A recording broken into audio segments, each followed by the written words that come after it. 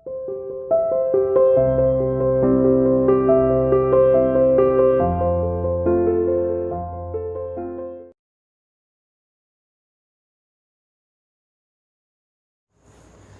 morning students, how are you? You are welcome to CR International Online Classes. आज का assignment number 93 for Hindi and English medium common topic है। आपका आज का common topic रहेगा खिलाफत मूवमेंट, लेसन नंबर 13 से। खिलाफत आंदोलन के विषय में मैं आपको बताता हूँ। खिलाफत आंदोलन एक ऐसा आंदोलन था जिसमें मानव जो हमारे इंडियंस जो मुस्लिम्स थे वो पूरी तरीके से उद्वेलित हो चुके थे अंग्रेज़ों के द्वारा किए गए कार्यों से।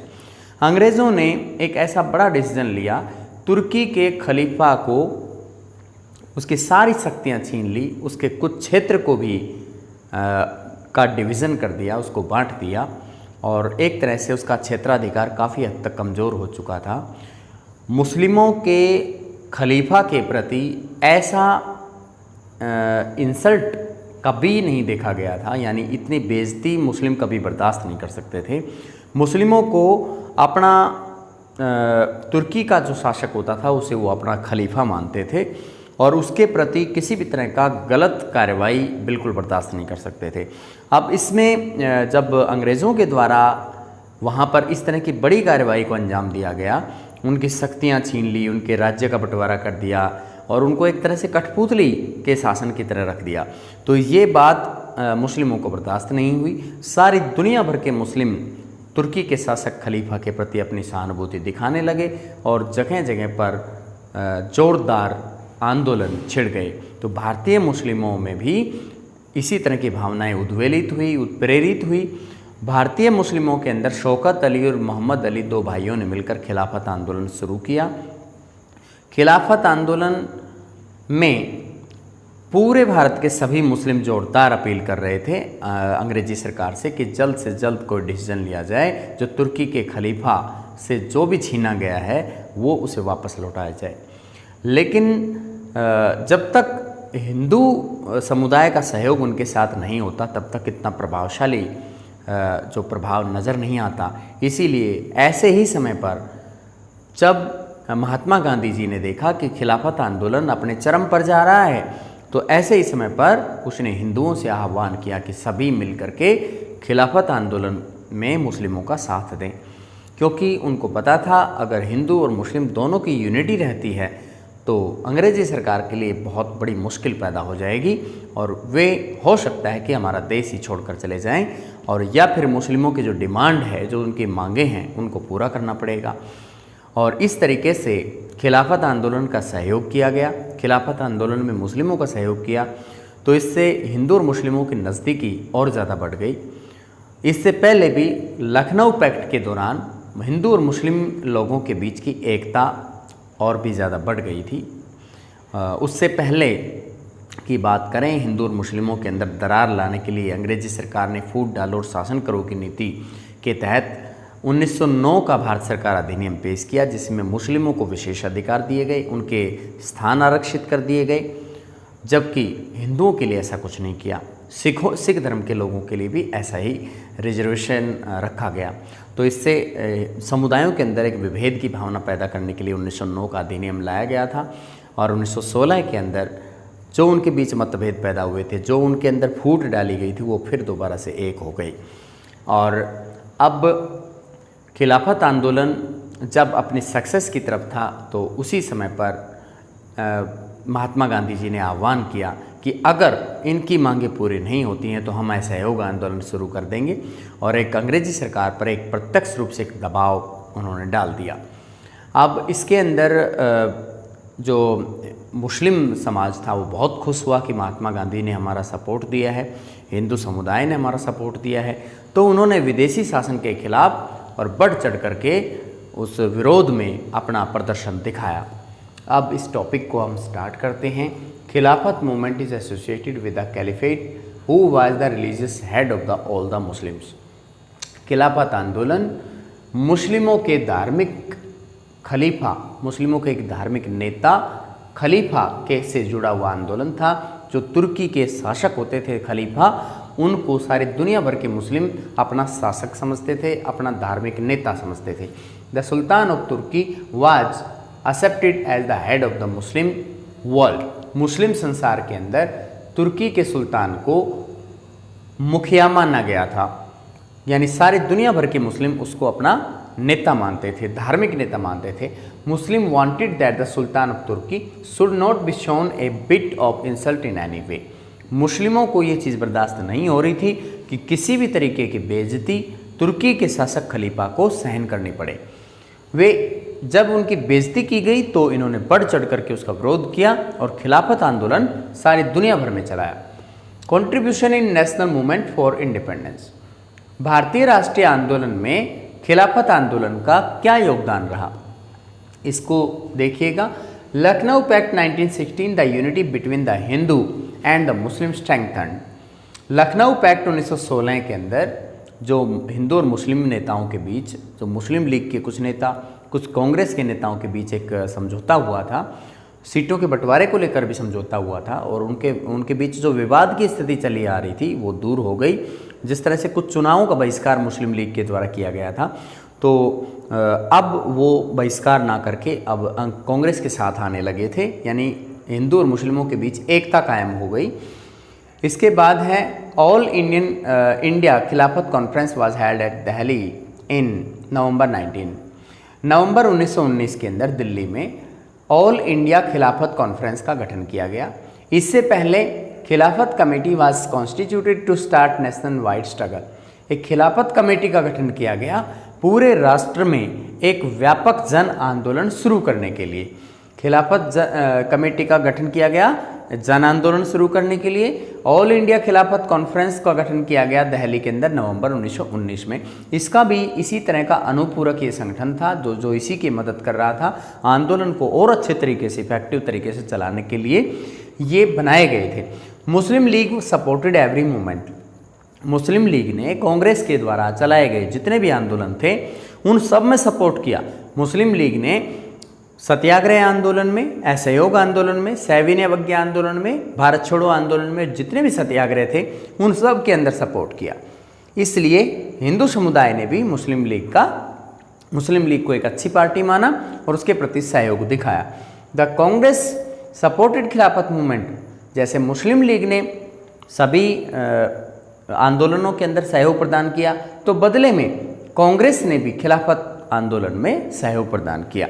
उन दोनों के सहयोग प्राप्त होने की वजह से इसकी सफलता के चांसेस बढ़े और मुस्लिमों की जो डिमांड्स थे उनके पूरा होने के चांस बढ़े और पूरे भारत के अंदर एक ऐसा जोरदार आंदोलन शुरू करने में, जिसको हम जन आंदोलन कह सकते हैं, उसमें मदद मिली। According to Gandhi ji the issue raised by Muslim during Khilafat movement was important. उन दिनों महात्मा गांधी जी निम्न जाति के लोगों को हक दिलाना चाहते थे, सामाजिक सुधार करना चाहते थे।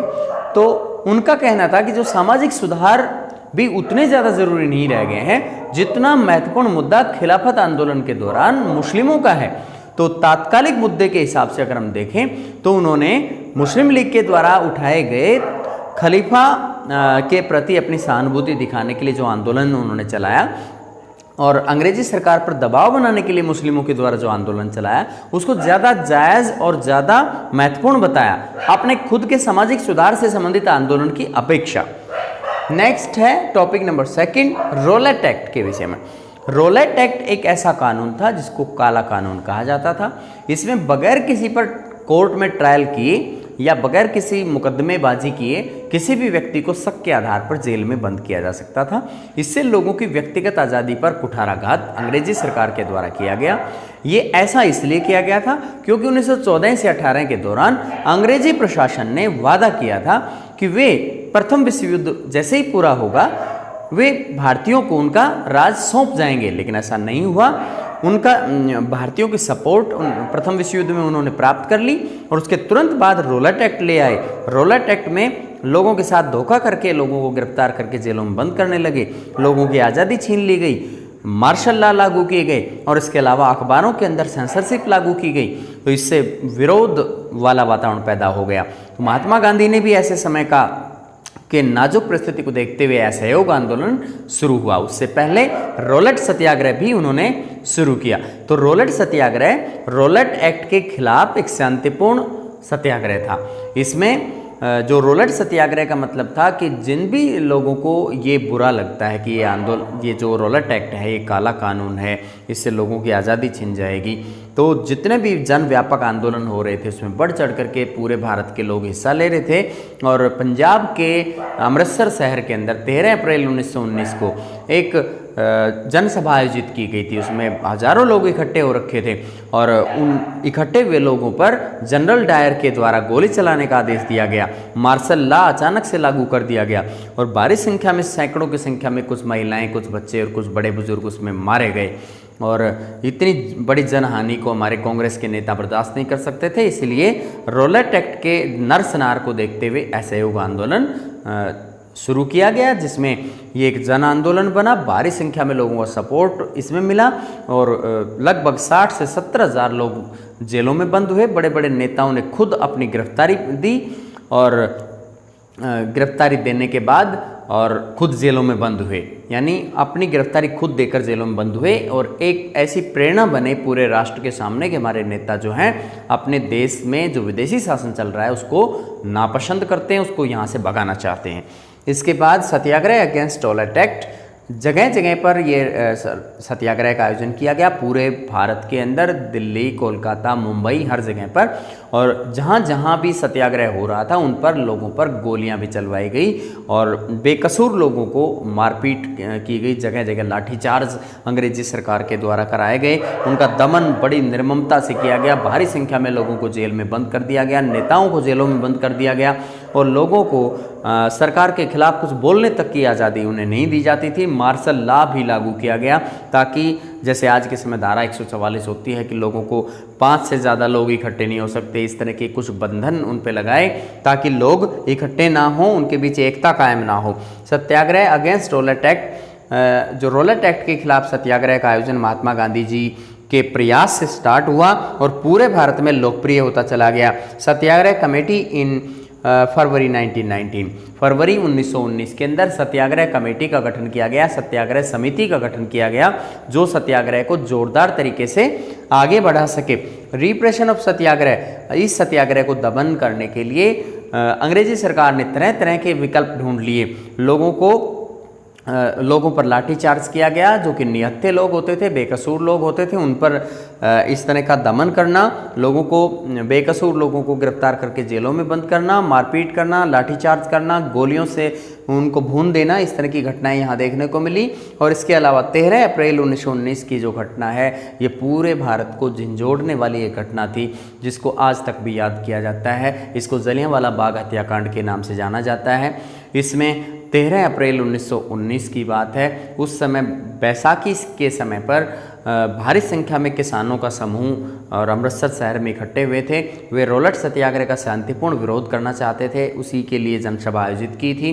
और इस तरह की जनसभा पर बगैर किसी की पूर्व सूचना के अचानक से वहाँ पे मार्शल लॉ लागू किया गया। लोगों पर भारी संख्या में पुलिस बल बुला करके चारों तरफ से घेर लिया गया और फिर उन पर गोलियों की बौछार उन पर करवा दी, जिसकी वजह से सैकड़ों की संख्या में लोग मारे गए।